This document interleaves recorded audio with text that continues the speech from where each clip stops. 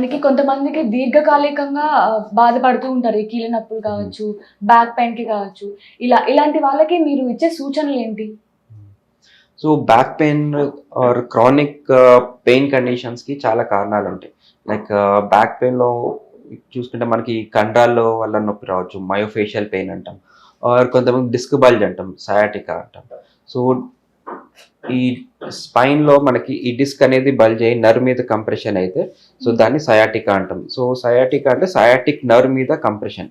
So, nerve మీద ఒత్తిడి పడితే నర్వ్ ఎక్కడైతే ఎళ్తుందో అదంతా కరెంట్ కొట్టినట్టు, షాక్ వచ్చినట్టు సెన్సేషన్ వస్తుంది. సో, హ్మ్. దాన్ని సయాటికా అంటాం. కొంతమందికి స్పాండిలోసిస్ ఉంటుంది. ఈ వెన్నపూస దగ్గర ఉన్న ఆహ్, ఈ బోన్ స్ట్రక్చర్స్‌ని వర్టిబ్రా అంటాం. సో, ఈ వర్టిబ్రా ఒకదాని మీద ఒకటి పేరుకొని ఉంటాయి. సో, పైన కింద జాయింట్‌లో ఉన్న మధ్యలో ఉన్న జాయింట్ అరిగినా గాని, వాపొచ్చినా గాని అది లో బ్యాక్ పెయిన్ కిందకొస్తుంది. హ్మ్. ఇంకొంతమందికి ఎలా ఉంటుంది ఎస్ఐ జాయింట్ అంటాం. సో, ఈ hip joint and spine joint మధ్యలో ఉన్న జాయింట్‌నే ఎస్ఐ జాయింట్, సేక్రోయిలియాక్ జాయింట్ అంటాం. సో, ఆ జాయింట్ అరిగినా గాని వాళ్ళకి బ్యాక్ పెయిన్ లాగా సింప్టమ్స్ ఉంటాయి. సో, బ్యాక్ పెయిన్ అంటే it could be muscle related pain, bones వల్ల వచ్చిన పెయిన్, డిస్క్ బల్జ్ వచ్చిన పెయిన్ ఆర్ వాపు వచ్చిన సేక్రోయిలియాటిస్ వచ్చినా గాని పెయిన్ ఉంటుంది. సో, ఈ అండర్‌లయింగ్ కండిషన్స్ ఉన్నాయో లేదో రూల్ ఔట్ చేసుకుంటే వాళ్ళకి ఈజీగా ట్రీట్మెంట్ అవుతుంది. బట్ దానికి మూల కారణం వాళ్ళు చేసే అలవాట్లు గాని, చేసే పనుల్లో చేంజెస్ తీసుకోవడం. ఎక్కువగా ముందుకు వంగడం, బరువులెత్తడము ఆర్ వాళ్ళకి కాల్షియం డెఫిషియన్సీ ఉండడం. చేసే పనుల్లో సడెన్‌గా బరువులెత్తడం. సో, దానివల్ల కూడా డిస్క్ బల్జ్ అయ్యే అవకాశం ఉంటుంది. సో, ఇట్లాగా మనకి చేసే పనుల్లో చేంజెస్ చేసుకోవడం అండ్ స్ట్రెంథెనింగ్ తెచ్చుకోవడం. సో, పారాస్పైనల్ మజిల్స్ అదొక పిల్లర్ లాగా ఉంటుంది. ఒక బిల్డింగ్ నిలబడాలంటే పిల్లర్స్ ఎంత ముఖ్యమో, మన స్పైన్ స్ట్రెయిట్‌గా ఉండాలనగానే మనకి paraspinal muscle strengthening important. So, ఆ స్ట్రెంథెనింగ్ చేసుకోవడం. అండ్ చేసే పనుల్లో ఎక్కువగా ముందుకు వంగినా గాని జాయింట్ మీద అధిక లోడ్ పడుతుంది. సో, మనం 5 డిగ్రీస్ వంగితే 2 కేజీస్ ఎక్స్‌ట్రా అడిషనల్ వెయిట్ ఈ మన బోన్స్ మీద పడుతుంది.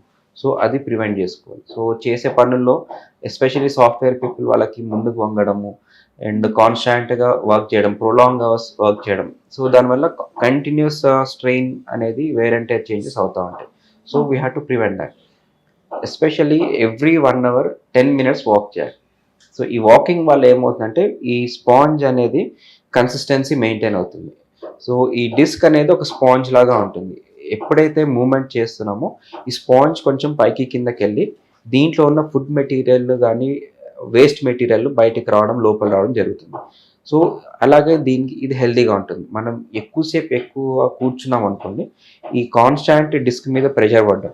ఈ హ్మ్. ప్రెషర్ పడ్డం వల్ల again there is no intake of nutrition or లోపలున్న వేస్ట్ మెటీరియల్ బయటకి రాదు.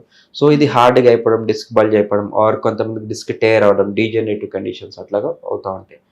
సో, ప్రొలాంగ్ సిట్టింగ్ యాక్టివిటీస్‌ని అవాయిడ్ చేయడం, హ్మ్. ఫ్రీక్వెంట్ వాకింగ్ అలవాటు చేసుకోవడం అండ్ ఎనీ అలవాట్లుంటే స్మోకింగ్ అండ్ ఆల్కహాల్ ఉంటే గూడా ఆపాలి. ఎందుకంటే స్మోకింగ్ అండ్ ఆల్కహాల్ వల్ల గూడా దీంట్లో న్యూట్రిషన్ సరిగ్గా ఎళ్ళదు. బ్లడ్ సప్లై సరిగ్గా అవ్వదు. బ్యాక్ హ్మ్. పెయిన్ ఇన్సిడెన్స్ చాలా ఎక్కువగా ఉంటుంది. ఎవరైతే ఆల్కహాల్, స్మోకింగ్ ఇంటేక్ చేస్తున్నారో. అండ్ వెయిట్ మేనేజ్‌మెంట్ గూడా. కొంచెం వెయిట్ తగ్గితే ఈ జాయింట్స్ మీద లోడ్ తగ్గుతుంది. బయోమెకానికల్ ఆల్టరేషన్స్ వల్ల బ్యాక్ పెయిన్ గూడా కొంతవరకు తగ్గుతుంది. సో, ఇట్లాగా వాళ్ళకి ergonomic changes, diet changes and also posture correction తోటి బ్యాక్ పెయిన్ రాకుండా చెక్ చేసుకోవచ్చు.